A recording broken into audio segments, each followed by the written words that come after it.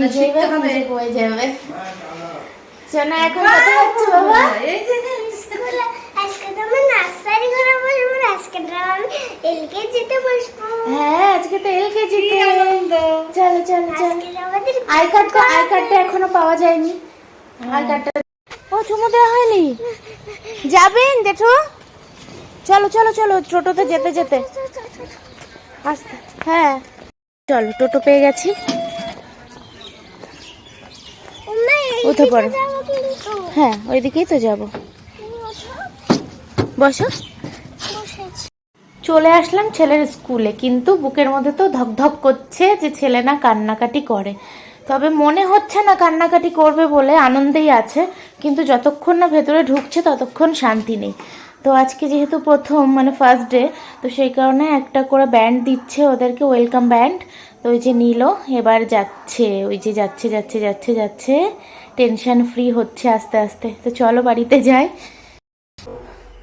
ছেলেকে তো স্কুলে দিয়ে চলে আসলাম, ভীষণ টেনশনে ছিলাম হয়তো যেতে চাইবে না, কান্নাকাটি করবে, কিন্তু না, আমাকে বলছে সেই সকালবেলা ওই নিজে আগে উঠেছে, আমার আগে ওই উঠেছে, আমি 7টায় উঠেছি, ও সেই 6টা থেকে উসুর খুসুর করছে, মানে আজকে স্কুলে যাবে, অনেক দিন পর নতুন ক্লাস।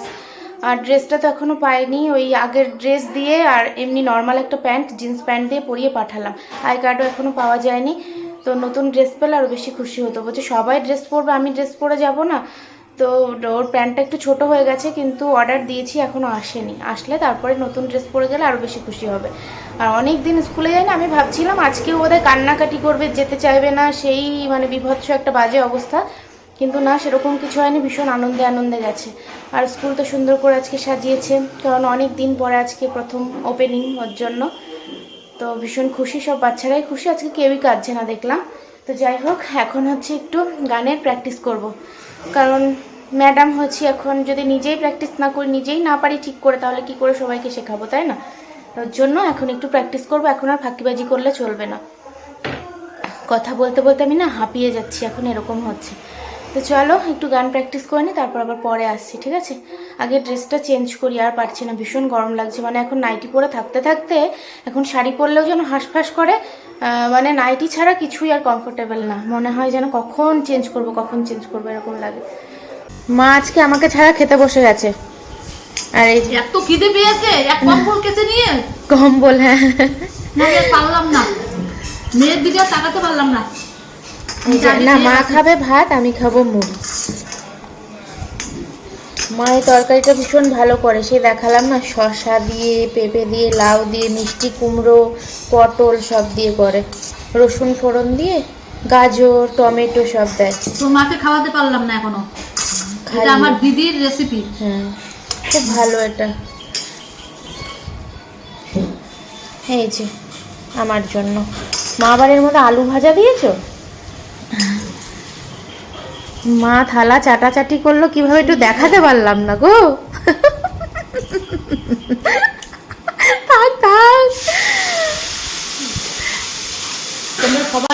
খাওয়া দাওয়া কমপ্লিট, রান্না বান্নাও প্রায় কমপ্লিট, কারণ আজকে তো মাছ টাছ কিছু হবে না, মুসুরির ডাল হচ্ছে, যে ছেলের জন্য ঝাল ছাড়া মুসুরির ডাল, আর এদিকে লাউ শাক জেঠি এইমাত্র কাটলো, আমি ধুয়ে প্রেশারের মধ্যে দিলাম, এখন একটা সিটি দেওয়া হবে জাস্ট। আর জেঠি এদিকে এখনও সবজি কাটছে বলতে লাউ শাকের মধ্যে যে আলু দেওয়া হবে সেটাই। আর এদিকে রয়েছে মুগ ডাল, এটা বাবার জন্য, বাবা তো মুসুরির ডাল খায় না। আর বেগুন ভাজা, এদিকে আলু ভাজা, পটল ভাজা সব রয়েছে এদিকে, আর এখানে দই। এবারে উপরের বেড কভারটা পাতবো, পেতে তারপরে স্নান করব। আর এই যে দেখো, বাবা জীবনকে এখানে ঢেকে রেখেছি, দেখতে পাচ্ছ, এই যে, না হলে ভীষণ ধুলো পড়ে। আর এই যে কালকে বেড কভারটা তুলে কেচে দিয়েছি, এই যে ভাঁজ করেছিলাম, এখন এটাকে পাতবো।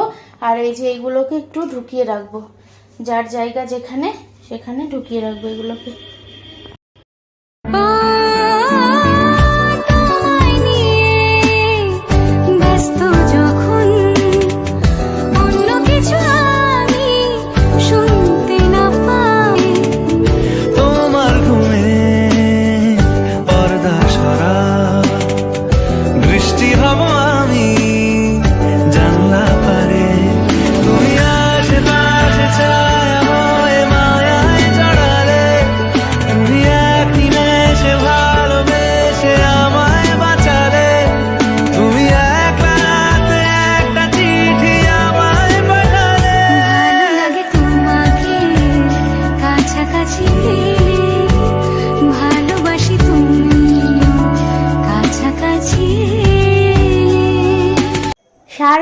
তো বক বক করেই যাচ্ছি, তো ভাবলাম তোমাদেরকে একটা গান শোনাই। কেমন লাগলো গানটা?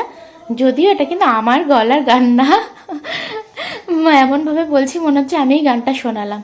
তো যেটা যেখানকার জিনিস সেখানে রেখে দিচ্ছি, কারণ না হলে যখন খোঁজার টাইম হবে তখন আর খুঁজে পাবো না। যদি মনে করি যে না এখন ব্যস্ত আছি এখানে রেখে দিয়ে যাই, সেটা রেখে দিয়ে গেলে আর আমি রাখতে ভুলে যাই, দিয়ে যখন খুঁজে পাই না তখন সব জায়গা ওলট পালট হয়ে যায়। তো এখন অরিন্দমের জামাগুলো রেখে দিচ্ছি সেট সেট করে, যেগুলো যে বাক্সে থাকে। তবে এই বাক্সর মধ্যে না রাখতে গেলে ভীষণ অসুবিধা হয়, যখন কিছু খুঁজতে যায় তখন আর খুঁজে পায় না, বাক্সগুলো সব নামাতে হয়। ওর জন্য ভেবেছি সব বাক্সগুলো একদিন টান মেরে মেরে ফেলে দেবো, দিয়ে এদিকে একটু পেপার টেপার পেতে সুন্দর করে মুছে টুছে সুন্দর করে জামা প্যান্টগুলো একদিকে একদিকে করে সাজিয়ে রাখবো। তো মাকে বলেছি যে মা বাক্সগুলো না সব ফেলে দেবো, মা বলছে একদম না। মানে আমার আমার মার কথা বলছি, মা তো বাড়িতে এরকমভাবেই রাখে, তোমাদেরকে দেখায়নি হয়তো, তো মার থেকে এটা শিখেছি। কিন্তু জিনিসগুলো ভালো থাকে, ধুলো টুলো পড়ে না, কিন্তু মানে অসম্ভব খাটনি হয়। একটা শাড়ি খুঁজতে গেলে মানে 10টা বাক্স বের করো, বা একটা যদি জামা বের করতে যায় 5টা বাক্স বের করো, এরকম হয়। তো আমি ভেবেছি বাক্সগুলো ফেলেই দেবো, ভেবেছি যখন করবোই একদিন একটা দুপুরে টাইম বের করব, মানে বুনু থাকবে সেই দিন করে করব, কারণ দুপুরবেলা একা একা ছেলেকে নিচে রেখে আমি এসে করতে পারবো না। তো সেই কারণে বলেছি যে বুনু তুই একদিন আসবি, আমি সব আলমারিগুলোর বাক্সগুলো ছুঁড়ে ছুঁড়ে ফেলবো আর সুন্দর করে সাজাবো। না হলে ওই যে খুঁজতে গিয়ে এত ঘাম পড়ে না, মনে হয় না যে বাক্সে এইভাবে সাজিয়ে রাখি। তো আমাদের সাথে বকবক করতে করতে সমস্ত গোছানো কমপ্লিট। এবার একটু সমস্ত একটু মোছামুছু করে দেবো, তারপরে চলে যাব নিচে, নিচে গিয়ে স্নান করে তারপরে একটুখানি বসবো, মানে একটু নিজের মতো নিজে টাইম কাটাবো। বাস, কল খুলেছি, কলে জল নেই, মানে নিচের বাইরের কলটা খুললে না ওপরের কলে আর জল আসে না। মা নিচের কলে কাজ করছে, জল নেই, কোনো কলে জল নেই। তো দেখি গিয়ে মাকে বলি নিচের কলটা বন্ধ করতে, তারপরে আবার জল আসলে কাজ করতে পারবো, না হলে কিছুতেই জল আসবে না। নেই, জল নেই।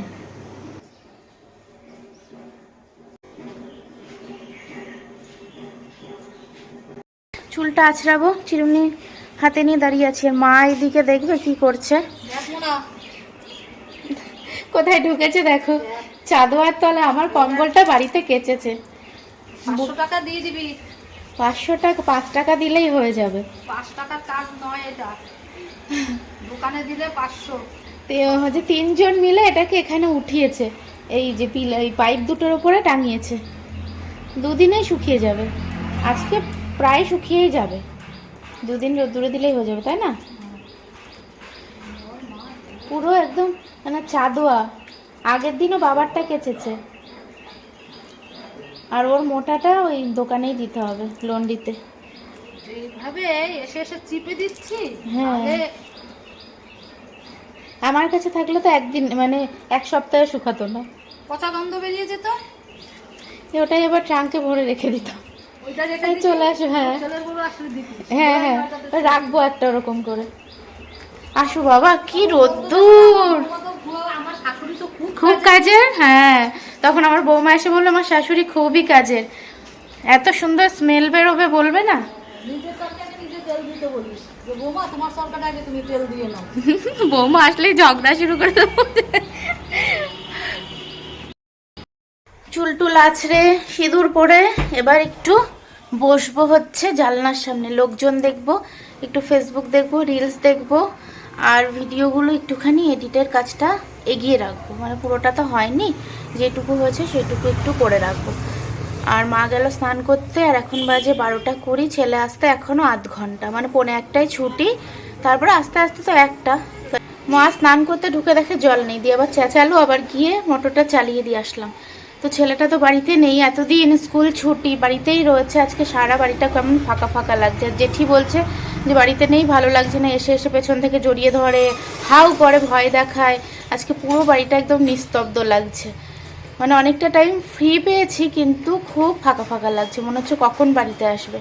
তো এখন একটুখানি বসি, একটু নিজের মতো টাইম কাটাই, তারপর আবার ছেলে আসলে ছেলেকে তাড়াতাড়ি করে স্নান করাবো, খাওয়াবো। তাড়াতাড়ি করে কি, রোদের মধ্যে দিয়ে আসবে, 5 মিনিট বসবে, তারপরে স্নান করাবো, তারপরে খাওয়াবো। সব টাইম উল্টোপাল্টা হয়ে গেল, মানে 1টার মধ্যে খাইয়ে দিই, আর সেখানে বাড়িতেই আসবে 1টায়, তারপরে একটুখানি রেস্ট করবে, তারপরে তো স্নান করাবো, তারপরে খাওয়ানো, মানে খেতে খেতে সেই 2টো। সেই সকাল থেকে শুধু দুধ আর চকোস খেয়ে গেছে, আর টিফিন দিয়েছি কেক আর কুকিজ, এই দিয়েছি, এই খেয়েই 1টা অবধি কেটে যাবে। তো চলো, হ্যাঁ আবার পরে কথা বলি। আমি একটু নিজের মতো টাইম কাটাই, সেই টাইমটাই তো চলে যাচ্ছে, তাই না? ছেলে আসার টাইম হয়ে গেল বকতে বকতে। ভাবলাম একটু নিজের মতো টাইম কাটাবো, আবার মনে পড়লো ছেলের জলটা রোদে দিয়ে দিই একটু, ছেলে আসলে স্নান করতে পারবে। এমনি জলটা গরম, আর একটু রোদে দিয়ে রাখলাম, এই জলটা দিয়ে স্নান করানো হয়ে যাবে। যা ভেঙে গেল, ওই যে ঝুড়িটা ভেঙে গেল।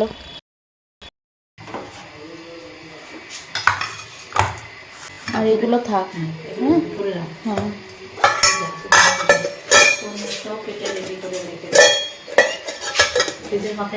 বাবাকে দিয়ে আসবো। হ্যাঁ শক্ত এখনো না, তাহলে নরম হয়ে গেছে। ওই যে বরফ ওপরে, ঠিক হয়েছে। বরফটা যতক্ষণ থাকবে ততক্ষণ, তারপরে হয়ে যাবে, খেতে পারবে না। আমি স্বর্গে তুলে রাখলাম, আসলে তারপরে দেব। কালার করেছে আর কোন কোন নাম দিয়ে কোনটা শুরু হয়েছে সেইটা করেছে। জান্নাম দিয়ে শুরু হয় বি, জামনাম দিয়ে শুরু হয় এ। আচ্ছা আচ্ছা, এই কতক্ষণ ছিল শুনে তো। মেই না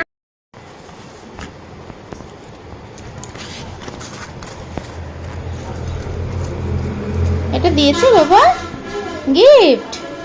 ও বাবা কি সুন্দর গিফট হয়েছে তো, রাখি। এখন বাজে বিকেল 4টে, তো এখানে ফ্যানটা লাগানো হবে, কারণ কি এখানটায় বসে তো গান শেখাচ্ছি, এখানে ফ্যান নেই, ভীষণ অসুবিধা হচ্ছে, স্ট্যান্ড ফ্যানের ভীষণ আওয়াজ হচ্ছে, আর প্রচণ্ড হাওয়া, মনে হচ্ছে উড়ে যাচ্ছি। ছেলেকে পড়াতে বসলাম, এখন বাজে 7টা 15, গান শিখিয়ে উঠলাম, এখনো আসবে একজন। আজকে সব ওলট পালট হয়ে গেল, মানে এখানে নেই, এখানে তোমাকে করতে হবে, এখানে তোমাকে করতে হবে, হ্যাঁ এখানে তোমাকে করতে হবে, সোজা করে সোজা করে। তো চলো আবার আরেকটা গান শিখিয়ে উঠি, মানে নতুন নতুন শুরু হয়েছে তো বাড়িতে ব্যাচটা, মানে আমি ঠিক মানে গুছিয়ে উঠতে পারছি না। সোজা করে বাবা, সোজা করে, সোজা, হ্যাঁ। আজকে ছেলের প্রতি একটুও খেয়াল রাখা হচ্ছে না, ছেলে আমাকে বলছে যে মা আজকে তুমি আমাকে একটুও ভালোবাসছো না, যত্ন করছো না, সারাদিন শুধু গান শিখিয়ে যাচ্ছ। মানে হঠাৎ করে দেখছে তো এরকম, আগে তো দেখেনি কখনো, ওরও এরকম মনে হচ্ছে যে ওকে হয়তো ভালোবাসছি না।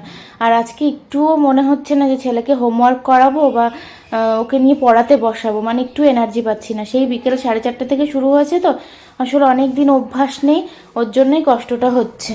আরও কষ্টটা হতো না যদি না শরীরটা খারাপ থাকতো, শরীরটা সুস্থ থাকলে আবার এটা কিছু মনে হতো না। কিন্তু যাই হয়ে যাক না কেন, শুরু যখন করেছি আর বন্ধ করছি না, কারণ একবার বন্ধ করলে না সেই চাপা পড়ে যায়। তো যাই হোক, অনেক হয়েছে, এবার রাতের ডিনারটা করে শুতে পারলে বাঁচি। 2টো রুটি নিয়েছি, স্যালাড নিয়েছি, ডিম, একটু পেঁয়াজ দিয়ে আলু মাখা আর ডাল। তো চলো আজকের মতো এখানে এন্ড করে দিচ্ছি। সবাই ভালো থেকো, দেখা হচ্ছে আগামীকাল একটা নতুন ব্লগের সঙ্গে।